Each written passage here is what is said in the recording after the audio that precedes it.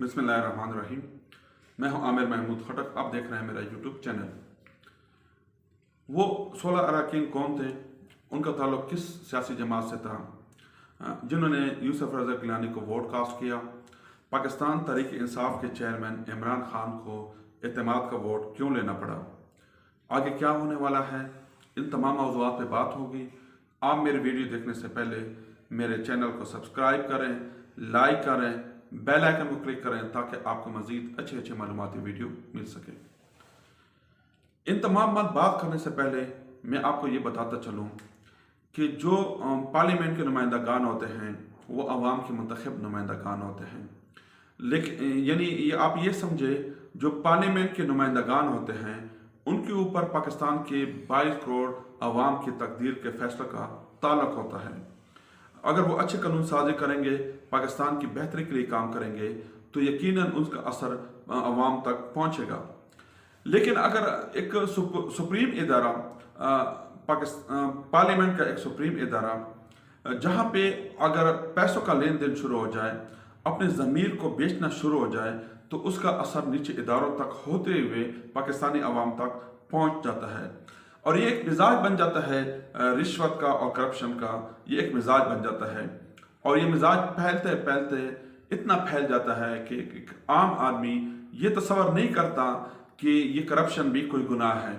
वो छोटी मोटी करप्शन को हर सूरत में करने का वो आदी हो जाता है। ना सिर्फ आदी होता है बल्कि वो फ़ख्र से बताता है कि मैं हुकूमत से ये टैक्स बचा रहा हूँ या ये करप्शन कर रहा हूँ। बड़ी ही अफसोसनाक और शर्म का मुकाम होता है उन लोगों के लिए जिनको अवाम अपने बेहतरी के लिए मुंतखब करते हैं और वो अपना ज़मीर को बेच कर वो अपने ज़मीर को बेच लेते हैं। जो सेनेट का इलेक्शन हुआ, ख़ास तौर पर यूसुफ रज़ा गिलानी का जो इलेक्शन हुआ, वो पाकिस्तान के लिए शर्मिंदगी का बास बना। यानी उससे पाकिस्तान की बदनामी हुई। इसके साथ साथ मैं ये कहता चलूँ कि हुकूमत पाकिस्तान इमरान खान ने ओपन बैलेटिंग के जो केस है वो सुप्रीम कोर्ट में वो रेफरेंस दायर किया, लेकिन जो इलेक्शन कमीशन है वो वहाँ पे डट किया। इलेक्शन कमीशन के बारे में मैं ये कहता चलूँ कि हमारे मुल्क की एक बदकिस्मती है। ये बदकिस्मती ऊपर से आती है, यानी पार्लियामेंट से ही शुरू हो जाती है। जब वहाँ पे पैसों का हिसाब किताब चलता है तो लोग अपने ज़मीर को बेचना शुरू कर देते हैं। पाकिस्तान की जितनी भी सरकारी मुलाजिमीन हैं वो इंतज़ामिया का हिस्सा होते हैं। पाकिस्तान का निज़ाम इन्हीं के ज़रिए चलता है। जब वो अपने ज़मीर को बेच लेते हैं या अपने पसंद नापसंद ख्वाहिशात को सामने रख लेते हैं और उसके ऊपर ये फैसले करते रहते हैं, तो वहाँ से जो पाकिस्तान की न सिर्फ बदनामी शुरू हो जाती है बल्कि जो पाकिस्तान का तरक्की का सफ़र है वो रुक जाता है।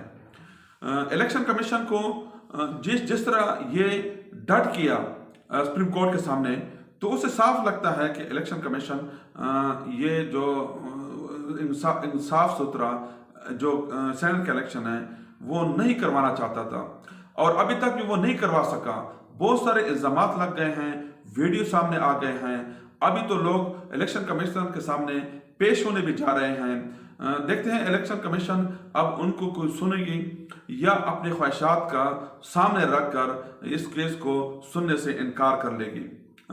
इसके साथ साथ मैं आपको बताता चलूँ कि इमरान खान ने जब ये केस कोर्ट में ये दायर किया, ये रेफरेंस दायर किया, तो इस रेफरेंस में इमरान खान का ये रेफरेंस तो बहुत अच्छा था, ये खुश आइन बात थी। लेकिन आपको ये बताते चले कि इमरान खान ने जो वक्त का इंतखाब किया वो गलत था। यानी इमरान खान का एक अच्छा इक़दाम, लेकिन उसका वक्त गलत था, क्योंकि इससे पहले जहांगीर तरीन इमरान खान को बंदे ले आता रहा। इमरान खान खामोश तमाशाई बैठा रहा, उनको देखता रहा, बल्कि उनके ज़रिए वो वज़ीर-ए-आज़म मुंतखब हुआ, लेकिन वहाँ पे इमरान खान ने कोई कदम नहीं उठाया। अगर इमरान खान वहाँ पे कोई कदम उठा लेता तो आज ये नौबत ना आती। लेकिन फिर भी अगर ओपन बैलेटिंग होती तो फिर ये कम से कम करप्शन का रास्ता आने के लिए रुक जाता। अभी आपको 16 अरकान के बताने से पहले आपको ये बताते चलें कि इमरान खान ने एतमाद का वोट क्यों लिया। इमरान खान जब यूसुफ रजा गिलानी जब इलेक्शन जीत गया तो इमरान खान के पास सिर्फ दो रास्ते थे। पहला रास्ता वो असम्बली को तोड़ देता, दूसरा रास्ता खुद को एतमाद का वोट लेता।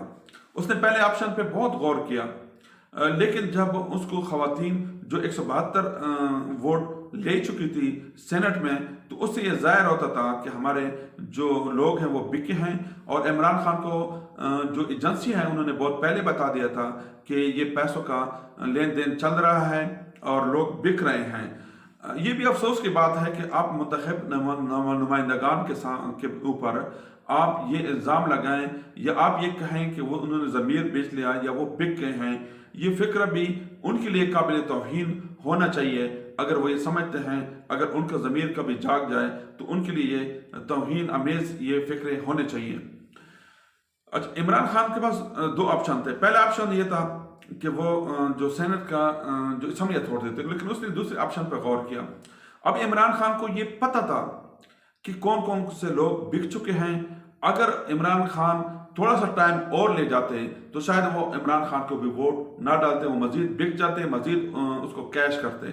इमरान खान ने महदूद वक्त रखा और तमाम जो उनके कोalition पार्टनर है, इत्तेहादी जमातें हैं, उनके तमाम को कहा कि आप इस्लामाबाद में रहें।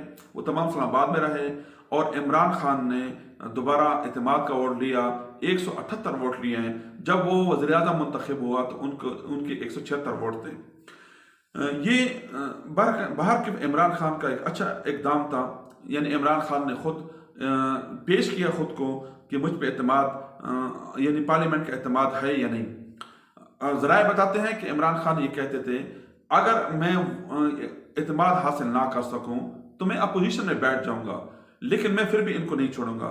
जो इमरान खान की शख्सियत को जानते हैं उनसे ये तवक्को की जाती है कि वो अपोजिशन में बैठ के ज़्यादा ख़तरनाक होते हैं। अब तो वो मसरूफियात की मसरूफ़ इंसान हैं, क्योंकि मुल्क का वज़ीर आज़म है, उनके मुख्तलिफ काम होते हैं, इसलिए वो अपोजिशन को इतना टफ टाइम नहीं दे पा रहे। इमरान खान ने एतमाद का वोट लिया, ये बहुत अच्छी बात है। अब आते हैं आपके पास, आपको बताते हैं कि सेनेट में वो कौन से अरकान थे। सेनेट में टोटल 16 अरकान थे जिन्होंने यूसुफ रज़ा गिलानी को वोट कास्ट किया, यानी उन्होंने अपने ज़मीर को बेचा। उसमें जो हुकूमती अरकान थे वो सिर्फ 6 थे। बाकी उनके कोalition पार्टनर थे, इत्तेहादी जमातें थे जिनका ताल्लुक सिंध से है। आने वाले दिनों में वो आपको खुद बता देंगे, खुद पता भी चल जाएगा कि वो कौन कौन से अरकान थे। लेकिन इस वक्त चूंकि एक हिकमत का तकाजा ये होता कि इमरान खान ने खामोशी इख्तियार की, लेकिन आने वाले दिन में ये जाहिर होंगे